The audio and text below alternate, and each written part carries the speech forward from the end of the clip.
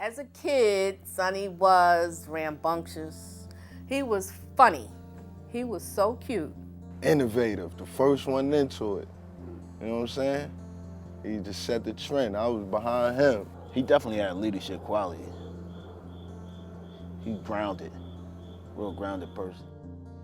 I'm Sonny Baxter, and I'm here today to just tell you a little bit of my story, my transition, where I'm at right now, presently, where I've come from, how I've gotten to this point.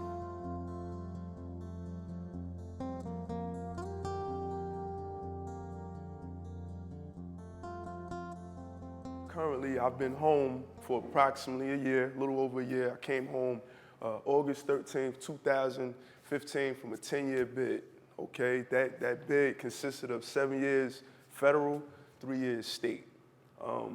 I've been incarcerated maybe 4, maybe 5 different states, federally and state. He was cool. He was fun. He was cute. He was very inquisitive. He liked stuff. Building, riding bikes, traveling. He liked to play. He was an average kid. When he got in trouble, I would consider him a follower. He was a follower when he got in trouble. And I used to tell him, no, don't follow him. Do your own thing like you used to do. Coming in the house different times a night. Now I'm smelling like cigarettes. I'm smelling like marijuana. I'm smelling, you know, I'm looking different. I'm dressing different, talking different. My attitude was different. You had to fend off people trying to get him to join gangs. I mean, you know the hood, man, so you know, you fall a victim to your surroundings, you know what I mean? You know how that go, wild, young, you know what I mean? But always, you know, sharp, zero tolerance, you know what I mean? But, you know, we all got into our little troubles. Skipping school more. And it just became less of a priority for me. Age-wise, I want to say 16, 17, around that time. I was really getting into different things.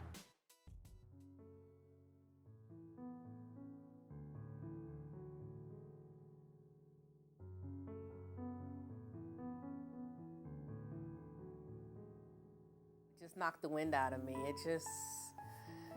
It gives you goosebumps. It makes you feel like, oh boy. Part of you feel like, did I fail? And then you on another side, you're like, why didn't he listen? I was 19 and first time incarcerated and sent to a state prison in the state of New Jersey, okay? Getting into crime and everything that came along with ripping and running and living life on the streets. My thing in raising my boys was to always be able to check the no box on a job application. While incarcerated, I felt like I didn't have enough examples. You know, I didn't see a lot of people who came from my situation that made it and were able to figure out a way to give back. The visitations were always on Saturdays, and I work every Saturday, so it got, you know, I just would get angry, and then I said, I can't see him, and then let me go, I have to go see him, and I just didn't want him to think he was abandoned. I actually learned a lot from him. I think we clicked, we clicked kind of instantly. This was my road towards trying to figure out how I went wrong and how I could change my situation. My first attempt was to educate myself.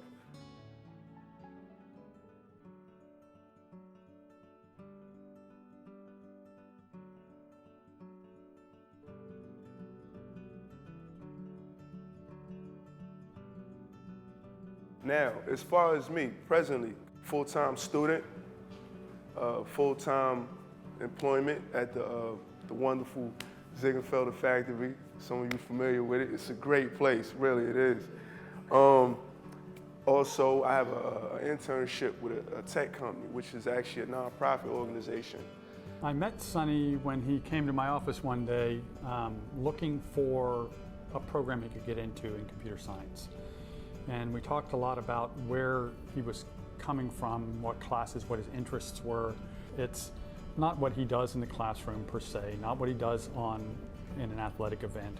It's that he brings an attitude and a desire to become more and better in ways that, frankly, a lot of people don't have. He is very positive. He's actually, when you interact with him, it is very inspiring to talk to him because he has a positive outlook. He also can take very difficult situations and kind of dissects them. He's kind of my eyes sometimes in the plant because he has a different perspective on things, a very positive outlook. So as he's experienced things in the plant or frustrations, whether it be conflict in the plant, it's been a very kind of an ability to dissect the situation and talk to Sonny, and he is always positive about it, but he is very analytical of the processes. I just try and understand why he couldn't do what he's doing now then. I don't know if he wasn't ready to but it's just now I'm proud of him. One of the main things I want them to understand is the importance of not placing limits on yourself. A lot of times we fall into the habits of being complacent with our situation and whatever the pressures our environment entail. I mean, the pretty much bottom line, I think, message I would be if I could like really talk to the whole youth as a whole would just be to just stay focused, man. Like, get educated. Funny perspective that I would get from people since I've been home is that if I didn't tell them my story, they wouldn't know. You know, I would get that sometimes where people would be like, nah, really? And I think that's a good thing that I didn't wear or I don't wear my history or I don't wear it on my sleeves as much as I'd be expected to. So I'm gonna continue on this path to show more and more people that, hey, there's a face, and it's more so than just a statistic or a number. That there's an actual face out here, more to come behind me, hopefully.